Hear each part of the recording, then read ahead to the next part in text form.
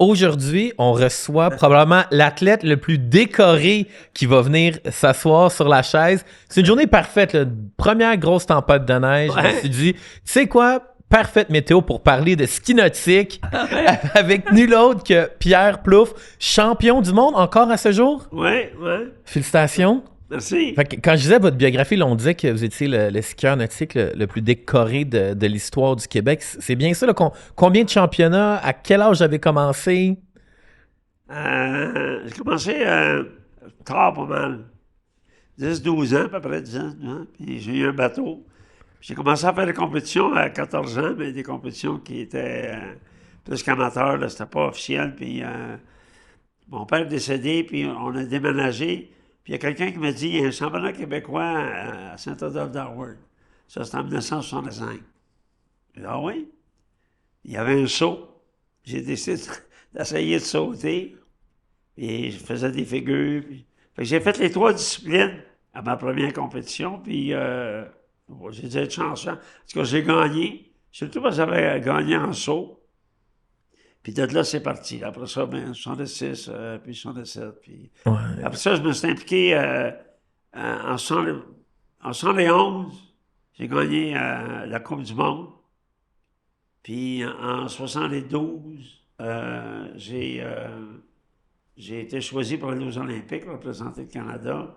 On était 3 athlètes. J'étais le seul athlète qui faisait les 3 disciplines. Sport de démonstration.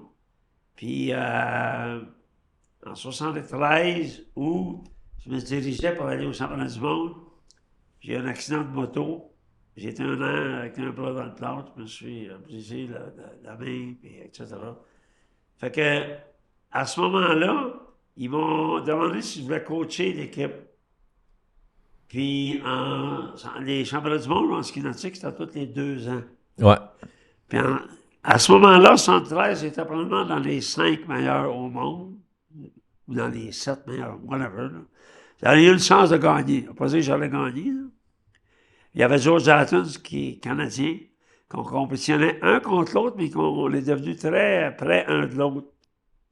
Puis je l'aidais beaucoup, puis en fait, c'est grâce un peu à lui qui a dit que lui a dit, mais Pierre, il skira pas, mais il peut venir coacher. En 75, j'ai réussi à faire l'équipe nationale, mais là, j'étais le coach, là, je coachais des gens contre qui je skiais. J'ai décidé de me retirer des compétitions. Parce que je ne trouvais pas ça juste de coacher et de skier contre eux autres. Et 2, je savais qu'ayant manqué un an complet de ski, que mes chances de gagner un championnat du monde étaient un peu disparues. Donc, ce qu'on va faire, on va s'épargner toutes les années. En 85, ils ont commencé un championnat du monde pour les seniors. Ouais. 30 ans et plus. J'avais 35 ans à ce moment-là. J'ai participé et j'ai gagné. Et de là, je gagnais les championnats canadiens toutes les années, ou assez souvent. Là, mais en 87, ils n'ont pas répété le championnat du monde. Puis en 89 non plus. Fait que là, j'avais vraiment plus de défis. J'ai décidé d'arrêter de faire de la compétition. J'ai commencé à jouer au golf. Oh. Puis après ça, ben, je me suis en tremblant. Mais ayant arrêté de m'entraîner, j'ai gardé le même régime alimentaire. Fait que j'ai pris dans bon point, j'ai pris du poids pas mal. Et j'ai rencontré un médecin qui m'a dit, écoute Pierre, tu devrais faire attention à ta santé, tu devrais commencer à faire du ski nautique. Donc en 2006, j'ai recommencé à faire du ski nautique. Le championnat canadien avait lieu ici à Montréal, que j'ai gagné. Et là, tout le monde m'a dit, c'est dommage, si tu t'étais inscrit avant, les championnats du monde senior viennent de recommencer. Fait que je me suis mis en tête de m'entraîner plus sérieusement pour gagner. Et en 2008, j'ai gagné 2008, j'ai gagné 2010, j'ai fini 2e en 2012, 3e en 2014, j'ai gagné 2016, 2018. Puis là, il y a eu la COVID, là, j'ai gagné 2024. Fait que vous avez encore gagné en 2024, Ouais. à l'âge de 62 ans. À l'âge de 75 ans. C'est incroyable. Puis, juste faire une petite parenthèse, parce que le podcast, c'est beaucoup des fans de hockey. Là, quand vous dites que vous sautez encore, là, fait que, c'est quoi la vitesse que vous frappez le saut? Puis c'est quoi la distance que vous faites? C'était quoi votre meilleur? Puis là, vous êtes rendu à quel niveau? Bon, quand j'étais plus jeune, mais faut comprendre que, comme dans tous les sports, là, l'équipement a tout changé. Dans tous les sports, Ouais. et en ski nautique, beaucoup. C'est plus des skis de bois. Non. Puis, mon plus long saut, c'était en mètres, je ne sais pas, là, mais 158 pieds. Le record du monde, à ce moment-là, était 162 pieds. Oh! Fait que 4 pieds. Ouais, du sauté record. en 4 pieds de record du monde, mais le lendemain, je sais pas pourquoi, quand j'ai essayé de battre le record, je me suis vraiment planté là, d'aplomb, là, mais ça arrive, hein. Et suite à ça, je sautais tout le temps dans les, dans les 150, dans ces bouts-là, là. Et le plus comique, c'est que quand j'ai changé de catégorie, je commençais à me blesser, puis le saut était à 1 mètre, ça, je sais pas, 1 mètre pour 8 à 6 pieds. Puis on avait le choix de sauter un saut à 5 pieds. OK? J'ai dit, on va être moins tough sur le body un peu. Puis à 5 pieds, j'ai réussi à sauter 154. Fait que la vitesse, le bateau, si le bateau va à 57 km ou 35 000 à l'heure, le skieur peut atteindre le double de la vitesse, ou à peu près, là. C'est-à-dire 70 000 à l'heure, là. 110, 115, 120 km/h. Puis quand le saut est à 1,8 m ou 6 pieds, le skieur peut aller à une hauteur de peut-être une 25, 28 pieds dans les airs. Mais aujourd'hui, les sauts, avec tout l'équipement, puis le bateau, puis tout ça, le record du monde, je pense que c'est 250 pieds. C'est à partir de 160, là, où on était toute la gang, là, une gang, là. Puis ça a monté à un moment donné à 172, ou dans ces bouts-là. Puis à un moment donné, là, 190, 200 pieds, puis... là, mais l'équipement fait pour beaucoup, là. Ah ouais, hein? Mais même les sauts que les gars ils mettent maintenant, on dirait que ça en... Les attaches, hein? Ah, on dirait que ça en monte dans l'espace. Non, c'est pas... Mais c'est comme dans tout, hein, je veux dire... les joueurs de hockey aujourd'hui, là, les patins, les skis, les patins à poteau, là, j'en ai d'ailleurs encore chez nous, mais les patins à poteau, ça n'existe plus bien. Mais quand ils ont sorti les nouveaux patins avec les nouvelles lames, là, parce que j'avais la centre de l'eau pratique du Canadien, là, les gars, ils essayaient ça, là, ils tournaient, ils étaient quasiment couchés sur la glace. Ce que tu peux pas faire avec des patins, d'autres patins. Mais je suis content que vous faites la transition avec le hockey, parce que quand on fait des recherches sur Pierre Plouffe, oui, il y a beaucoup de ski nautique, mais il y a des mots comme Guy Lafleur qui apparaissent, il y a des mots comme Guy Lapointe, il y a Coupe Stanley. Fait que si vous m'avez dit que vous alliez aux pratiques du Canadien à l'époque de Guy Lafleur. Comment votre relation avec Guy Lafleur s'est développée? Je sais pas, là... J'allais beaucoup au hockey, puis à Saint-Jérôme, on avait une équipe de hockey de junior. On a joué en finale contre les Remparts de Québec. Puis je demandais à Saint-Jérôme, puis j'allais bien entendu au parti. Puis quand j'étais allé à Québec, j'étais allé à Québec. Puis j'en me souviens tout le temps, là, les gens dans le Colisée de Québec chantaient « Il est en or, il est en or ». J'ai eu une chance de le rencontrer dans un genre de banquet sportif, quand il s'est emmené à Montréal. Mais je l'avais rencontré un peu suite au parti de hockey là-bas, là, mais je l'ai rencontré dans une réception quelconque, où tu assis un côté de l'autre. Hey, j'aimerais ça faire du ski nautique, etc.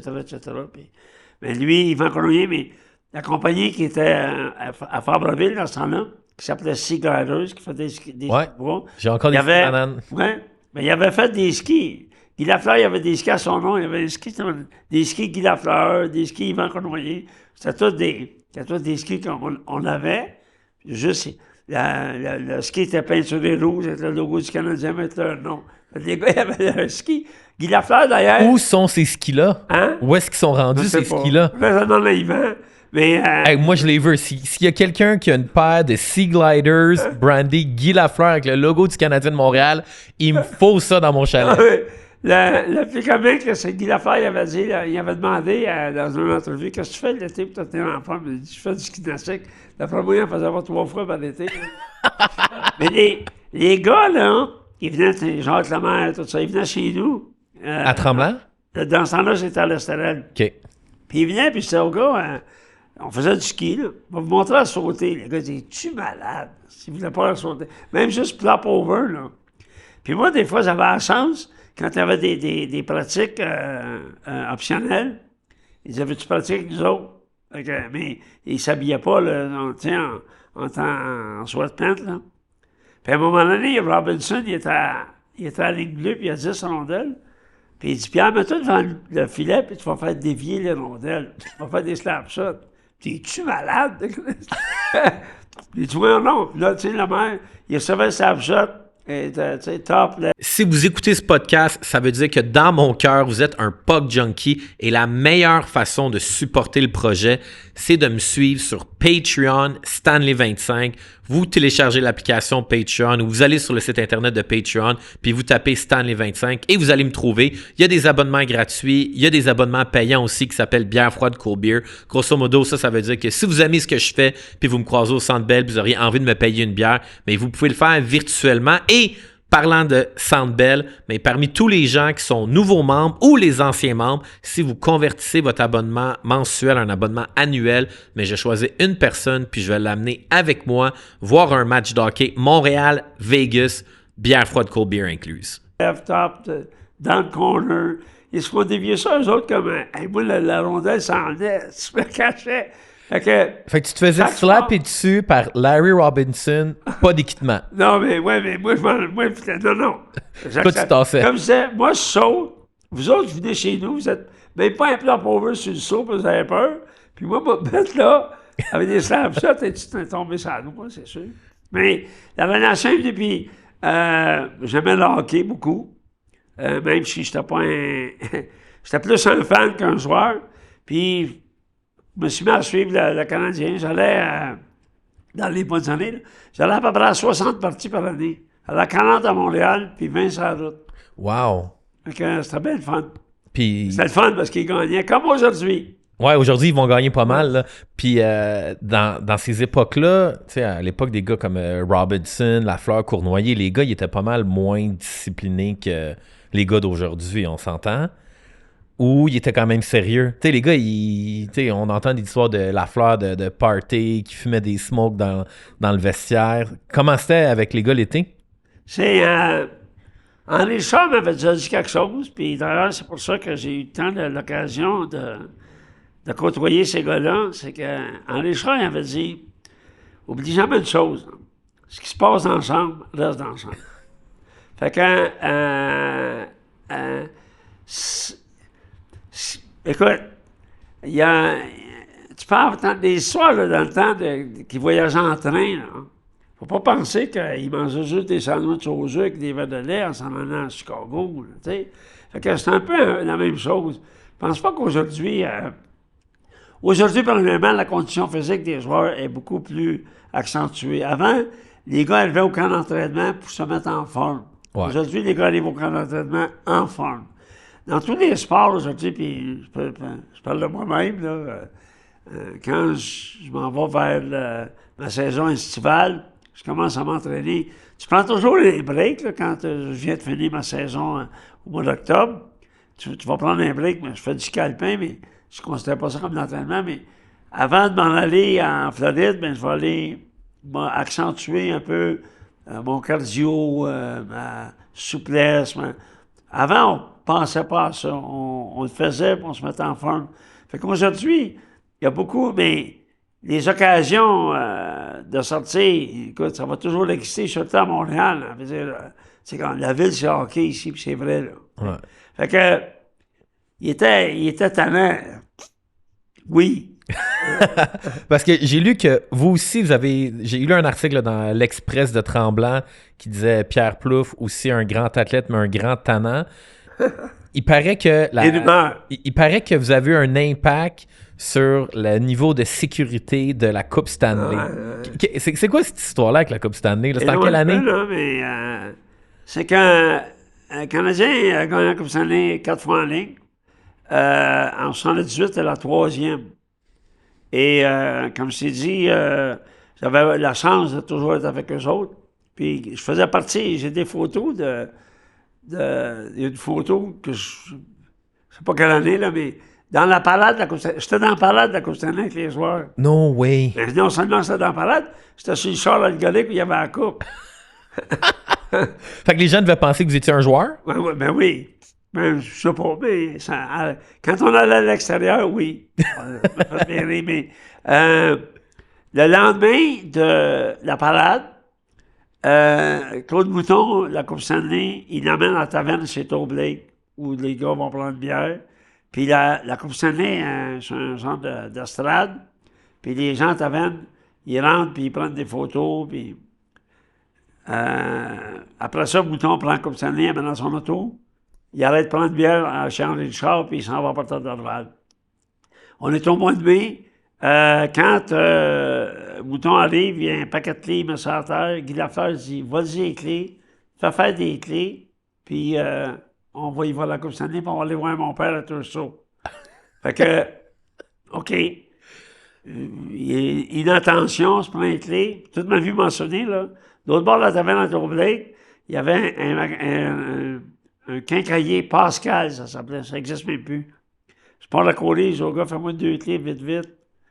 On sort dehors. On remet les clés là. On s'en va à la taverne chez Henri. Quand on arrive chez Henri, Claude Mouton arrive, et là, on dit, on sort dehors, on a les clés, on ouvre la valise. Là, Guy Lapointe sort. Mais moi, c'est à Guy Lafleur. Je dis, Flower, moi, j'ai pas d'auto, là. On prend un verre. Toi non plus. C'est pas prendre un taxi pour aller porter ça. Mes parents restaient à Outremont, pas loin. André Charles, c'est sur Park Avenue. Fait que Guy Lapointe, il voit ça, lui, il s'en va aux courses à Blue Bonnet. Guy Lapointe, il part à rire. J'ai dit, passe-moi ton auto. Il me passe son auto. Je vais porter la Coupe Stanley chez nous. J'ai dit à mes parents, tu sais pas à ça. Comment à mon père, ça sent pas bon, on s'en va. Je redescends, on s'en va. Guy Lapointe, lui, il est parti. Il a les clés de l'automouton. Guy Lapointe appelle des amis qui travaillent dans la police, puis il dit, « Je vais vous demander un service. Voler l'auto à Claude Mouton, aller apporter une ruelle pas loin du forum, puis défoncer la valise avec une crowbar. » OK? C'est un plan diabolique, là. C'est le plus gros prank ever. Non, mais on fait un mauvais coup, là. C'est rien que ça, là. On pense pas, tu sais, à l'impact, si tu veux. On pense juste que ça va être le fun. Puis le lendemain, on s'en va à Tursault. Fait qu'on s'en va tout. Là, on part là chez Henri Richard, disparate. Mouton, il embarque dans son... Le Mouton, il sort de là, lui, il n'y a pas d'auto. Il n'y a pas de la police. Je me suis fait voler mon auto. Puis lui, dans sa tête, il a la Coupe Stanley dans la valise. Les polices qui ont volé l'auto, ils ont changé de chiffre. Les polices qui ont trouvé l'auto, c'est pas les polices, tu comprends-tu? Ouais. Les polices, et Mouton, là, mais là, il dit, on a trouvé votre auto à telle place.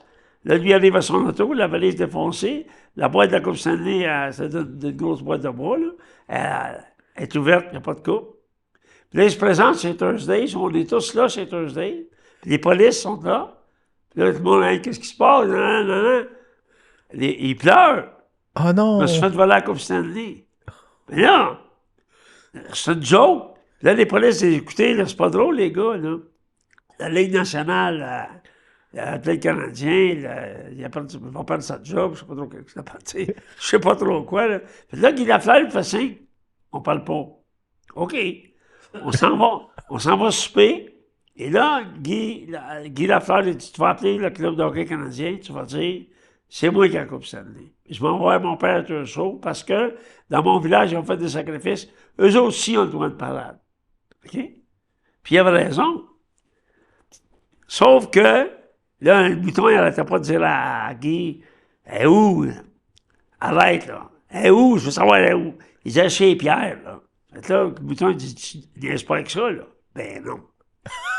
Demain, il va voir. Tout le monde s'en va. Il est minuit, je sais pas de quoi. Je m'envoie dans une discothèque qui s'appelait chez Zouzou. C'est à rue Macaille. Je rentre dans la discothèque. Avec la coupe? Non. OK. 2-3 heures du matin, je demande mon gars, puis ça va avoir une autre bière, tassé, puis là, moi, si j'avais la Coupe Stanley ici, là, hey, le monde parle à rien. Là.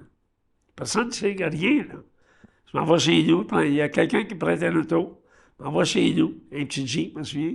Puis ça, sur le banc en arrière, je m'en venais, là, je prenais des bas, ça levait des airs, je tombais dans la rue, n'importe quand. Là, j'arrive, écoute, ça, c'est à la table. Le monde, là, pissait dans le culotte. Là, le téléphone s'est mis à sonner. Là, viens-t'en là, viens-t'en là. Là, je me promenais. Là, on est le vendredi, on est supposé être à Arthur Show. Oh. Samedi, le dimanche matin, on arrive sur le coin de Pile puis Sainte-Catherine, là, puis là, je suis fatigué. La Coupe Stanley à côté de moi, sur le trottoir. Là. Je fly un taxi. Puis je dis au taxi 1083 boulevard Mont-Royal. Le chauffeur taxi, il dit je te crois pas. Crée-moi 1083. Ça, c'est l'adresse de Guy Lafleur? Hein? C'est l'adresse de Lafleur, ça? C'est mon adresse à moi. Ah. OK? Là, c'est. Le gars, il dit je te crois pas. Pourquoi tu me crois pas? Il pisse le journal, marqué champion ski nautique, ça pourrait être la Coupe Stanley. Là, c'était pas comique. Quand c'est arrivé chez nous, ma mère a dit ton ami, il te cherche. Ça, c'était Guy? C'est Guy, j'appelle. Il dit, qu'est-ce que t'as pensé? D'après toi, j'ai-tu pensé? Non, d'après toi. Fait que là, on est allé à Tursault. On est allé chez eux, on est allé à Tursault. Fait que ça a fait, écoute, ça a fait un peu une histoire parce que la Ligue nationale pensait, parce que je ne l'ai pas donné le lendemain. Là. La joke, c'était pas dans une joke. Là. Ils pensaient qu'il y avait une demande de rançon, mais dans mon intention, la seule chose que j'ai toujours dit, que je regrette à ce jour, c'est de ne pas avoir, juste en penser à m'amuser, pas promener d'une maison à l'autre, d'une taverne à l'autre, et non pas d'aller chez un chum et de dire, gamin, là, tu vas marquer mon nom, il y a une année là, qu'il y a de la place, puis marque mon nom. Oh my God. Vous allez aimer ça? Oh ah ouais, bon, là, ça, là, tu dis à des gens, tu vas au Temple de la Renommée à Toronto, là, sur 4 j'ai pas joué au hockey longtemps. Puis il y a une année, là, j'ai gagné la Coupe Stanley. J'allais rire en moi aussi. Hein. Oh mais je pense my... pas que ça... Mais ils s'en sont aperçus parce que c'est pas Clinton qui a marqué le nom de son père, Edmonton, puis il l'a enlevé. Ah ouais, fait que peut-être que t'aurais été enlevé. Ouais. Fait que là, t'es en train de me dire que pour réaliser ton rêve, c'est moi, je pense que le Canadien va gagner la Coupe en 2027. Ouais. Fait qu'en 2027, à la parade, on s'arrange, toi puis moi, on vole la Coupe Stanley ensemble, on passe sur une brosse, puis la première chose qu'on fait, c'est qu'on fait graver ton nom sur la Coupe des années en 1976. Il n'y a pas de problème, mais ce qui est arrivé suite à ça, puis on l'a tout dit, Guy et moi, que en 1979, le Canadien a gagné encore. Je me souviens quand j'étais rentré dans l'ensemble des joueurs, Claude Bouton dit, toi, là, regarde-la de loin, tu l'approches même pas. Hein. Puis, la Coupe Stanley, il y en avait une vraie. Il y en a une vraie toujours, là. Mais là, maintenant, comment est-ce qu'il dirait qu'il n'y a pas de copie? C'est pas vrai, parce que tu regarderas souvent, les joueurs, maintenant, ils l'ont tous 2 à 3 jours pour aller dans leur ville. Mais des fois, elle est en Californie, puis elle est à Saint-Jean-sur-Richelieu, fait que ça ne peut pas être la même. Puis ils ont fait faire des copies qui veulent, tu sais, ça veut rien dire, là, mais... puis le seul gars, en fait, qui a eu droit à avoir la Coupe Stanley dans 2 villes, c'est Sidney Crosby. À Rimouski, il a demandé la permission. Ah ça ouais? fait l'autre affaire que quand la Coupe Stanley, elle s'en est à Rimouski, Crosby, Mario Lemieux reste à Tremblant. Ouais. OK?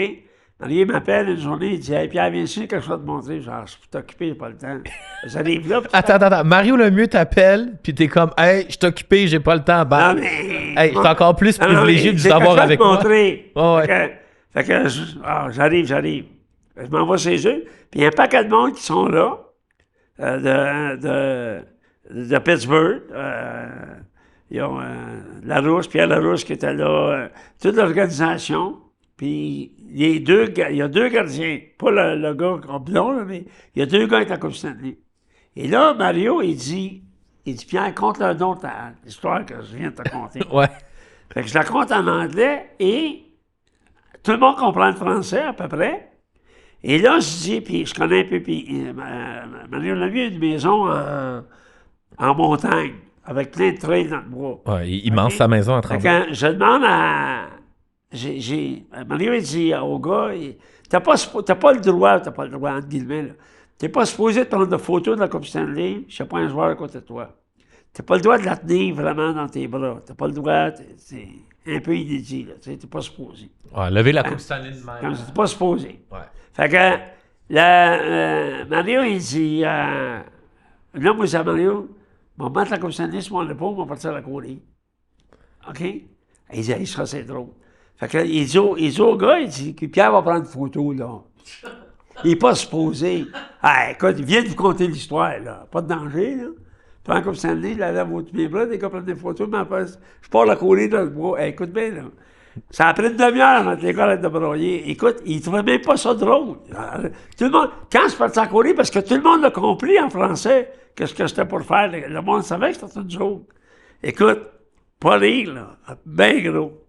Fait que là, j'ai pas l'impression que je vais à la sorte de la prochaine autre fois dans ma vie, mais j'espère qu'à Montréal, je vais au moins l'avoir sur la glace. Ouais, ben moi j'ai confiance que la Coupe Stanley est attirée vers vous, là. Fait que s'il y a une Coupe Stanley qui se gagne, que si vous avez besoin d'un partner pour documenter, pour filmer ça, appelez-moi. C'est certain que si j'ai un appel, après que le Canadien gagne la Coupe Stanley de Pierre Plouffe, c'est sûr que je réponds puis je m'en viens en courant. C'était un épisode de ma vie, mais tu vois, t'as vu ça dans le Tremblant Express, puis un fait assez cocasse, là.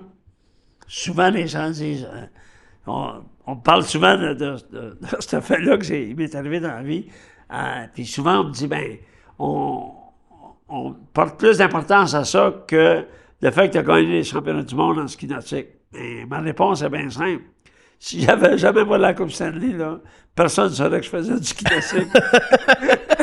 À un moment donné, faut que tu prennes le côté, entre guillemets, négatif, là, mais prends-le pas négativement dans mon livre à moi. Là. Ouais, ben, vous avez peur de conséquences? À l'époque là, que vous avez volé la Coupe Stanley, c'était qui le propriétaire de... C'est-tu la famille C'est-tu... Non, le propriétaire de l'équipe. Ouais, du Canada. J'avais une passe, moi, pour aller au hockey. J'avais une passe de journaliste.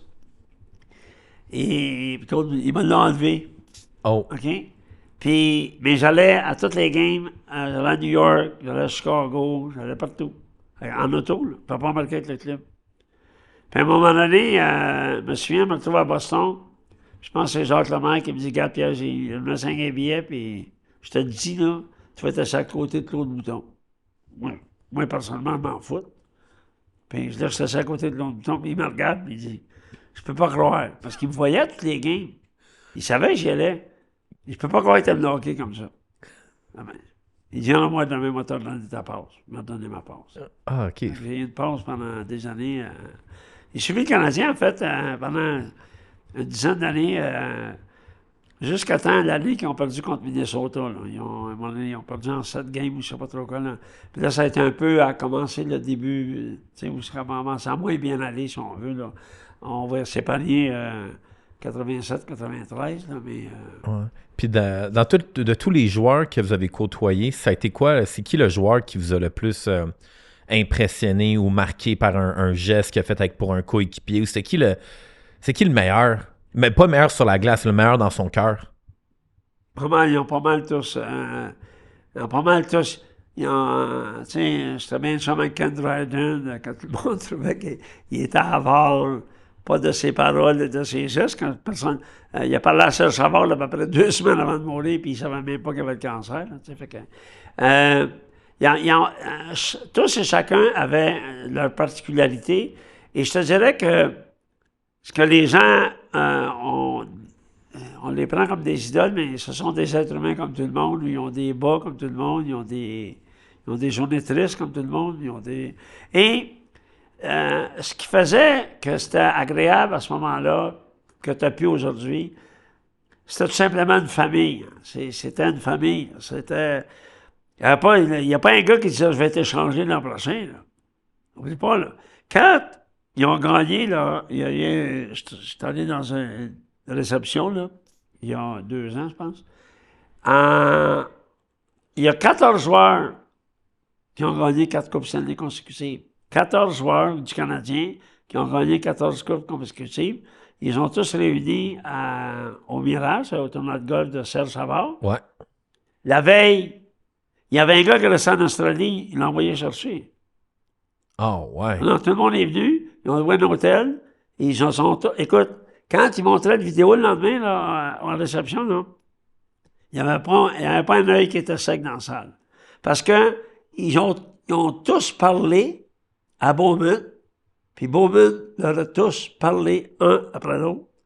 Comment il les aimait et les appréciait. Fait que c'était une famille. Ils ne faisaient pas des gros salaires, hein. Aujourd'hui, les joueurs, c'est une industrie. Tu sais, le gars fait 10 millions par année, tu lui dis, écoute, là, faut que tu... Bowman, là, un moment donné, écoute, il y a une année, ils ont perdu 8 gains. Ouais. L'année d'après, ils ont perdu 10. Puis il y en a une autre année, ils ont perdu 15. Écoute bien, là. Ils ont perdu comme 33 games en 3 ans. Ça n'arrivera plus jamais. Puis, Bowman, là, il faisait des pratiques à 8 heures le matin pour leur montrer que les gens disaient, Chris, du côté, le trafic, mais c'est justement, les gens ils payent, là, les gens là, qui payent pour des joueurs, eux autres, ils font ça tous les matins dans le trafic. Puis ils faisaient retourner chez eux à 5 heures l'après-midi. Il n'y a pas un coach qui peut faire ça aujourd'hui. Impossible. Impossible. Fait que, qu'il y avait tous, puis ils vivaient en famille aussi, là.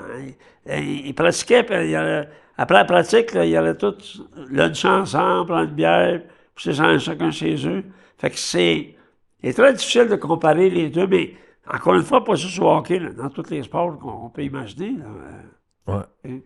Puis avez-vous des aussi bonnes relations avec les joueurs qui sont à Tremblant actuellement? Parce qu'on s'entend qu'autour du lac Tremblant, il y a pas mal. Quoi, il y a Danfous, Lemieux, Quintal. Ben, tous ces gens-là, de ce temps-là que j'ai côtoyé, que je parle encore assez souvent, que si je vais au hockey, je vais aller au Salon des Anciens, puis tu sais, c'est du monde, mais si tu me parles des nouveaux joueurs, j'aurais probablement de la difficulté à quand même. Mais oublie pas une chose, si hein, les gens étaient reconnus sur la rue, ils ne portaient pas de casse.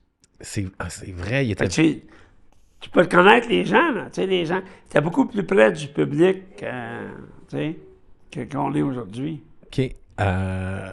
Autre rumeur, histoire que j'ai lue à votre sujet, là, on passe de Montréal, puis on s'en va en Russie. OK, ouais. Qu'est-ce qui s'est passé en Russie? Là? C'est vous qui vous avez causé une émeute? Non, ben... Vous êtes responsable de la guerre en ce moment, là? Qu'est-ce que vous avez fait, là? Ouais. Je jouais du... je sais pas si tu viens avec un gars que... Ben, c'était pas de temps, moi, là. Mais je jouais du... tu sais, la trompette au forum, là. Ouais. Et bon, ben, je faisais partie de ce gang-là. Un homme de multiples talents, le ski nautique, hockey, flûte traversière. J'étais allé aux Olympiques en 72. Ouais. Pendant les Olympiques, la série a joué au Canada. La série, c'est-tu la série du siècle, ça? Ouais. Ouais. Puis là, moi, je fais partir de Munich, puis m'en aller à Moscou, puis les Russes disent non, je suis revenu à Montréal, on est embarqué dans des avions, c'était 3000 Canadiens qui ont atterri. Je restais à l'Université Hôtel. Puis, je suis monté dans ma chambre, il y avait un gars qui restait avec moi qui s'appelait Jean Perron, pas le coach de hockey, le Perron Dolmec à Lassard. Je dis, écoute, on ouvre les fenêtres, là, puis si tu me tiens, on va me mettre debout.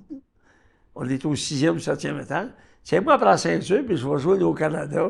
Écoute, s'il me lâche, là, je tombe en bas. Et là, les polices s'en viennent dans ma chambre, et t'as pas le droit de le clairon. Puis... La trompette a été le signe de la révolution dans le temps de Lénine. Fait que la trompette, aux autres, ils n'aimaient pas bien ça. En tout cas, on s'en va au hockey. Première partie... Avec ta trompette? Oui. Puis là, quand tu jouais, les gardes essaient de la poignée, puis tout le monde s'est passé entre... Anyway, une longue histoire courte. La première partie, on a perdu, malheureusement. La deuxième partie, quand on a gagné, c'est la fête. Et je m'en vais en haut avec les joueurs. Puis Yvan Grouillet me dit, Pierre, t'as assez bu aujourd'hui, tu dois retourner à l'hôtel. Je sors, il y a Pete Marvellis, Phil Esposito, Don Henry, John Ferguson. Ils sont dans leur chambre, ils disent, on va descendre en bas pour prendre un verre. Je descends en bas avec eux autres, puis ils me demandent d'aller chercher de la boisson. Je vais pour aller chercher de la boisson, la femme ne veut pas me servir. Je J'étais un peu fâché. Je donne une tape sur une bouteille, la bouteille, elle se met à spinner, casse des verres, elle se met à crier, je recule, accroche une table, casse des verres. Il y a un gars qui descend qui est plus large que long. Écoute, il prenait là, une pichenote. Je le volais. Fait qu'à un moment donné, j'ai dit, écoute, ça va faire. J'ai donné un coup de poing, et mes amis. Fait que là, je sifflais, puis... Fait que là, il savait que c'était moi qui jouais de la trompette, puis j'avais mon drapeau du Canada, etc., etc. T'avais-tu la face peinturée rouge et blanc, non? Fait que là, ils m'ont mis en interrogatoire, là, comme on avait bien entendu. Il y a un gars qui est rentré dans la salle, puis il m'a dit, je comprends ce qu'ils disent, là. T'es dans le trouble. On a laissé partir le matin. Pete Marvellis était assis à une table, m'attendait. Es-tu correct? Oui, bon. Puis c'est à mon hôtel. Le soir, on s'en allait visiter, je ne me souviens pas trop quelle activité. Ils sont venus me voir, puis on dit, écoute, t'as oublié de signer des papiers, viens-t'en. Fait que là, tout le monde a dit, tu devrais pas y aller, tu devrais pas y aller. Ben ouais, non, il n'y a rien arrivé. Et je suis arrivé là, ils m'ont mis de prison, puis... Oh. Et là, il y a quelqu'un qui est venu, là, il y avait une ambassade, une femme qui représentait l'ambassade canadienne qui venait. Elle, je me souviens de temps, quand je suis arrivé dans le bureau de la police, hein, elle pleurait. Qu'est-ce que vous avez à pleurer? Ben, elle dit, ils veulent t'envoyer, si t'es condamné à 5 ans Sibérie. Ouais, non. C'est cassé 3 verres, là, mais il avait frappé l'autorité, etc., etc. Il voulait faire un exemple, parce qu'il trouvait qu'on était très bruyant, très tannant. Il n'y avait pas juste moi là-dedans. Là. Il trouvait que... Fait que... et ma mère, elle broyait elle aussi, là, mais je dois avouer que ça serait mentir aujourd'hui de dire que c'est pas eu peur. C'est pas des faits. Parce que là, je suis pas dans mon pays. La souffrance qu'ils te font, ils ne te frappent pas pantoute, là, ils ne touchent même pas rien. Tu es dans une salle 10 par 10, il y a de la lumière tout le tour. Quand tu t'endors, tu peux, disons, tu rentres à 10 heures, tu t'endors, tu te réveilles à minuit, à 2 heures, tu n'as jamais l'heure. Puis quand il me sortait, tu avais les yeux bandés. Jamais, tu sais jamais si c'est le jour ou la nuit. Oh. Ça, c'est tough. Puis... T'as vécu ça. Ouais. Puis là, après ça, la troisième game, ils m'ont sorti, puis descendu dans le bureau avec les gardes, puis j'ai regardé la game à la télévision avec eux autres. Okay? Oh, ouais, OK. OK, en noir et blanc, bien entendu. Puis, je suis remonté. Puis, le quatrième game, ils sont venus me chercher, puis je suis allé voir la partie avec des gardiens. Puis ils m'ont dit qu'il n'y avait pas le droit d'applaudir, il n'y avait pas le droit de ci, ça. Bien entendu, quand Anderson a scoré, hein, je me suis levé dans les airs. Et là où j'ai vraiment eu peur, je te dirais, c'est que après ça, là, je pensais que je venais de sortir, ils m'ont ramené en dedans pour à peu près 1 heure. Puis là, ils m'ont dit de ne pas sortir, mais je suis sorti. Je suis retourné à l'hôtel avec Pete Pavlich. Puis après ça, t'es plus retourné en prison. Non, je suis pas retourné en prison, mais là, j'ai su par la suite que les joueurs de hockey, ils m'ont grogné en tête, ils se sont mis un groupe, puis ils ont dit à l'ambassade ou aux dirigeants, tous les Canadiens partent d'ici en même temps ou on part pas. Wow. Ça a fait un peu un événement diplomatique. C'est que ils ont vraiment appelé à Ottawa pour savoir si c'était vrai que j'étais coach de l'équipe nationale, que j'avais fait l'équipe nationale, que j'étais allé aux Olympiques. Ils ont fait une investigation. Quand je suis revenu, le consul de Russie, il était chez nous à peu près tous les jours avec des cadeaux. Il disait, écoute, arrête, là.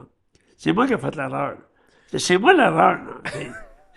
C'est moi qui ai cassé des verres, c'est moi qui ai frappé la police, là.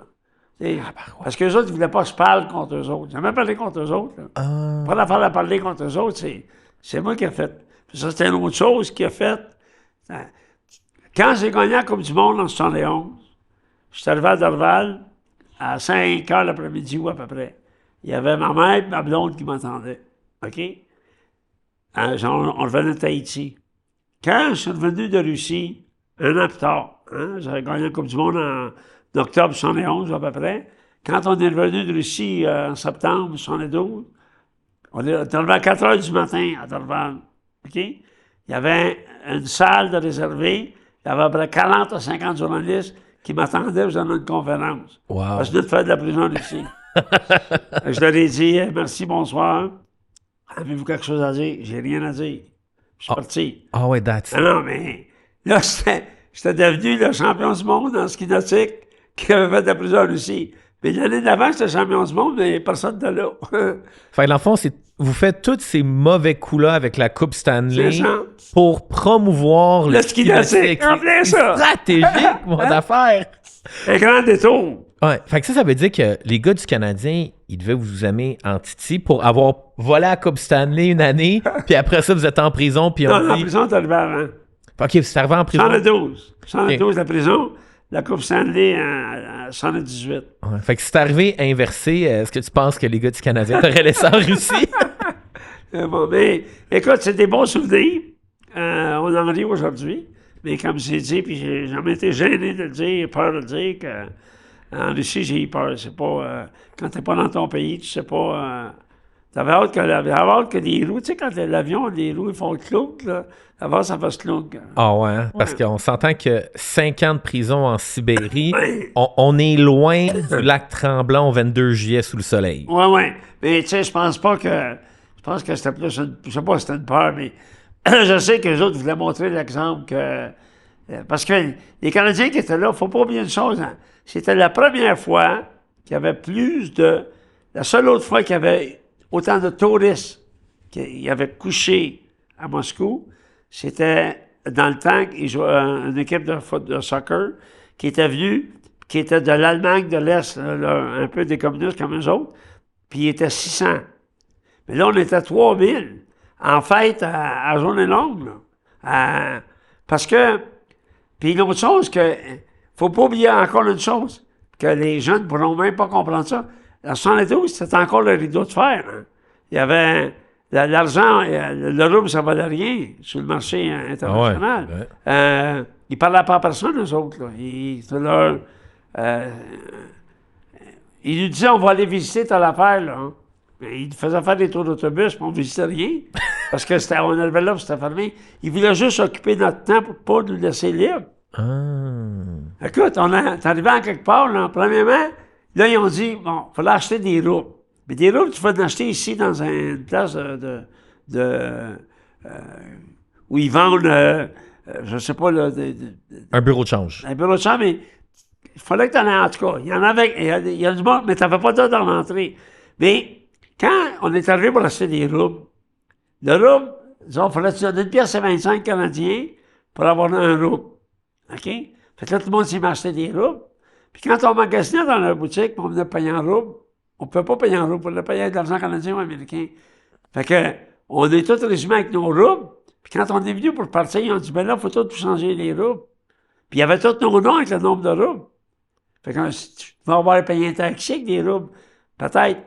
Mais là, maudit, on n'a pas été chanceux. Le rouble, il valait 10 cents. Fait que c'est un pays qui était comme ça. Quand les joueurs de hockey disent qu'ils se faisaient réveiller la nuit, la nourriture qu'ils avaient amenée, ils l'ont jamais reçue. C'est vrai.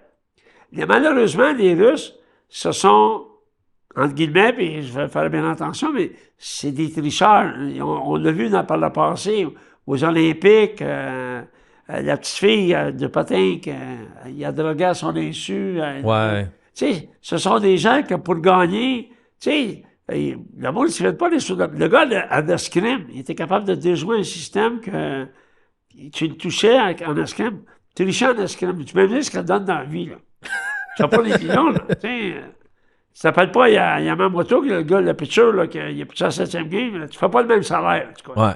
Mais, quand tu leur parles, puis parce que à travers les années, moi, les Russes, suite à ça, en 80 quelques, en 82, ils m'ont demandé de les entraîner chez nous pour faire du ski nautique. Ah ouais? Je leur monte à sauter pour faire du slalom, parce qu'en figure, ils étaient très bons. Puis je les ai acceptés, avec grand plaisir. Mais quand tu leur parles, tu sais que ce peuple-là, si tu réussissais dans le sport, là, Mais tu étais en avant de tout le monde. Tu avais un auto, tu avais de l'épicerie, tu avais ci, tu avais ça. Contrairement au peuple, encore une fois, pas la Russie d'aujourd'hui. La Russie de 70, 72, c'est la Russie vraiment communiste. Fait que ces gens-là étaient prêts à n'importe quoi pour gagner. Ouais. Et d'ailleurs, dans n'importe quoi que tu vas entendre, documentaire de Russie, ils vont jamais avouer qu'ils ont perdu.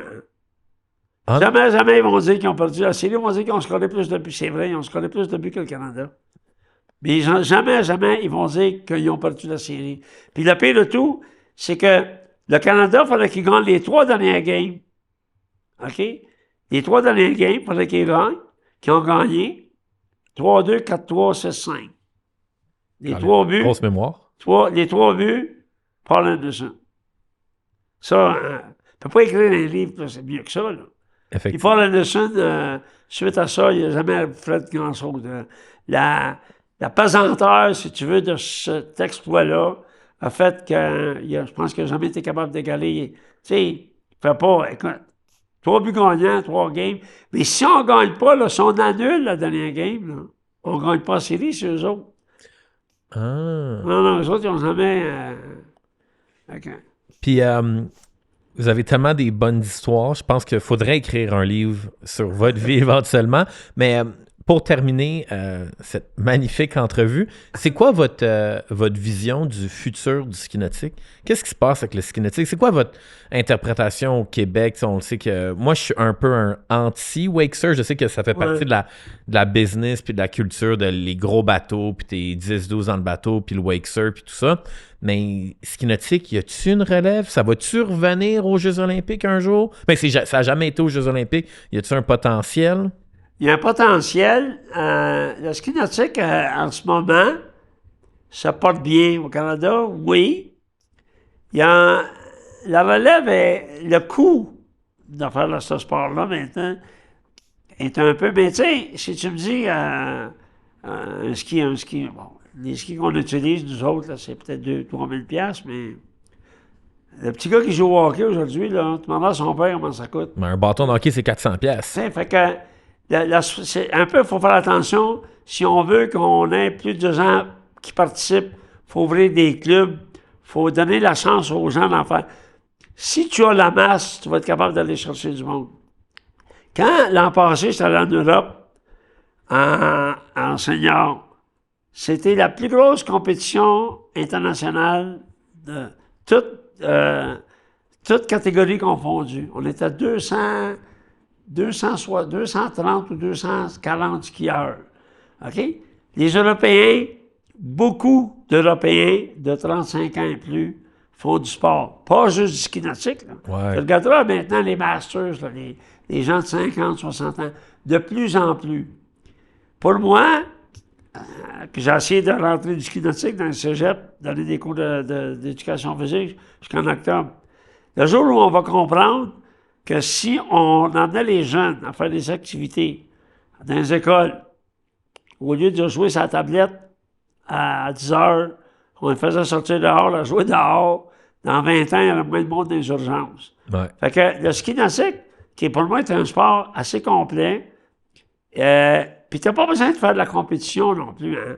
Mais c'est sûr que tu me dis que tu es anti-wakeboard. Si j'avais pas de wakeboard puis de surf à mon école de Mais j'adore le wakeboard. Je suis anti-wake surf. Ouais. Bon, le surf, c'est ça qui fait... Pourquoi c'est populaire? C'est social. Ouais. Tu tombes, tu te fais pas mal. Ouais. Fait que ça amène les gens à jouer sur l'eau. Bon point. Mais dans tous mes employés, là, chez nous, au centre nautique, là, qui font du surf, ils font tout du ski nautique. Toute la gang. Ils font pas juste du surf. Ouais. D'ailleurs, pour leur faire plaisir, ils font du surf une fois par année. OK? OK. Pour que ça soit un peu fair. Mais ils font plus de ski que moi, je fais du surf. En fait, je n'ai pas fait ça, pour être bien franc. Là, mais j'espère que le ski nautique va continuer à avancer. Mais il y a des règlements dans les compétitions. Là. Il y a beaucoup de choses à changer. Puis la vieille garde est dure à déplacer. Et je te dirais que c'est un peu ça qui empêche l'évolution comme telle, l'ouverture d'esprit de changer des règlements qui vont faire que ça va être plus facile à faire des compétitions. Écoute, en ski nautique, dans le moment, là, en slalom, exemple, là, il y a une là, une, deux, il y a 5 caméras pour te surveiller. Au baseball, le gars fait 70 millions par année, il y en a 2. Dans la ligue du premier et la ligue du troisième. Allô? Fait que c'est bien beau, là, les reprises, puis les ci, puis les ça, mais faut pas que tu rendes le sport de compétition inaccessible à faire. Tu sais, je veux dire, c'est tout maintenant, ça prend des machines, ça s'appelle un zero-off. Le bateau est chronométré avec des satellites. Il y a des coûts à ça. Fait que ça fait un peu... Ça rend ça prend des compétitions pour les jeunes, compétitions un peu plus agréables à participer, où il y a de la participation. Et après ça, tu verras ce qui va faire qu'ils vont avancer. Les plus sérieux, ils vont avancer, puis les autres, ben, ils vont continuer à le pratiquer en loisir. Mais je te dirais, longue réponse, hein? Je te dirais qu'il y a plus de monde aujourd'hui qui font du ski nautique qu'il y a 7, 8, 10 ans. Ouais, je le vois un peu au Lac-Achigan aussi. Chez nous, j'en ai.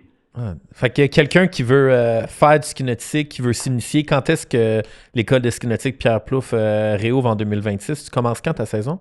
15 de mai. 15 mai? Ouais, un peu. Non, on commence à mois de mai, mais le ski nautique, on en fait au mois de juin. On a fait cette année jusqu'au 15 octobre parce qu'il a fait beau. Fais-tu des camps où est-ce que les gens peuvent dormir aussi? Tu sais, quelqu'un qui dit... Non. Non, ça, tu fais pas ça. Dormir, c'était complexe. Les garderies, les ci, les ça, c'était complexe. Les gens viennent le camp de jour, ça s'appelle pas juste du ski nautique. Les jeunes ils font du ski le matin et du surf, ou juste du ski, ils font pas juste du surf, ils font les deux. Pas de trip. Ça, c'est malheureusement, tu fais pas de trip à 4 heures l'après-midi, pas d'enfant. Ça, c'est une autre affaire. Ça, c'est effrayant, mais regarde, ça fait partie de la demande. Ouais. Mais les gens, ils font ça. Après ça, il y a du kayak, ils font tous les sports nautiques. Ils vont luncher sur l'eau avec des gens de funboard là, qui s'amusent en arrière.